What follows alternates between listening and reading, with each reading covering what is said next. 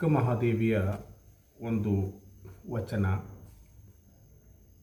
ಸಾವಿಲ್ಲದ ಕೇಡಿಲ್ಲದ ರೂಹಿಲ್ಲದ ಚೆಲುವಂಗಾನೊಲಿದೆನವ್ವ, ಎಡೆಯಿಲ್ಲದ ಕಡೆಯಿಲ್ಲದ ತೆರಹಿಲ್ಲದ ಕುರುಹಿಲ್ಲದ ಚೆಲುವಂಗಾನೊಲಿದೆನವ್ವ, ಎಲೆ ಅವ್ವಗಳಿರ ಭವವಿಲ್ಲದ ಭಯವಿಲ್ಲದ ನಿರ್ಭಯ ಚೆಲುವಂಗಾನೊಲಿದೆನವ್ವ, ಸೀಮೆಯಿಲ್ಲದ ನಿಸ್ಸೀಮಂಗೊಲಿದೆ ನಾನು, ಚನ್ನಮಲ್ಲಿಕಾರ್ಜುನನೆಂಬ ಗಂಡಂಗೆ ಮಿಗೆ ಮಿಗೆ ಒಲಿದೆ ಎಲೆ ಅವ್ವಗಳಿರ, ಈ ಸಾವ ಕೆಡುವ ಗಂಡಂದಿರನ್ನೊಯ್ದು ಒಲೆಯೊಳಗಿಕ್ಕು. ಎಂಥ ಕಾವ್ಯ ಸೌಂದರ್ಯವನ್ನು ಹೊಂದಿರತಕ್ಕಂಥ ಈ ವಚನ, ಲಕ್ಷಾರ್ಥವೂ ಕೂಡ ಅದ್ಭುತವಾಗಿರ್ತಕ್ಕಂಥ ಅರ್ಥವನ್ನು ಹೊಂದಿರತಕ್ಕಂಥ ಇದೊಂದು ವಚನ. ವೈರಾಗ್ಯದ ಘನಮೇರು ಪರ್ವತದಲ್ಲಿ ನಿಂತಿರ್ತಕ್ಕಂಥ ಅಕ್ಕ ಅತ್ಯಂತ ಚಿಕ್ಕ ವಯಸ್ಸಿನ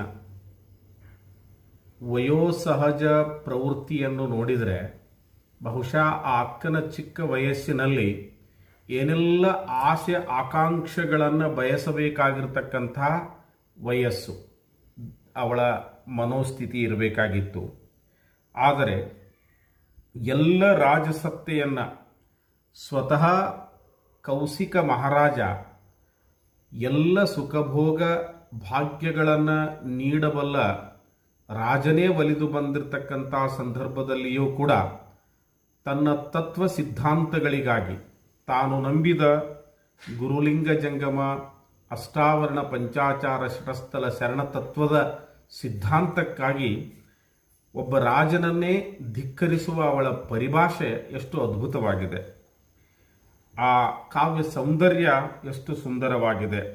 ಬಹುಶಃ ಇದನ್ನು ಇಂಗ್ಲಿಷ್ನಲ್ಲಿ ಅನುವಾದಿಸಿ ನೋಡುವುದಾದರೆ, I love the handsome one, he has no death, decay nor form, no place or side, no end nor birthmarks. I love him, O mother, listen. I love the beautiful one with no bond, no fear, no call, no land, no landmark, for he is beauty. So my Lord, watch as my Lord, white as jasmine, is my husband. Take these husbands who die, decay, and feed them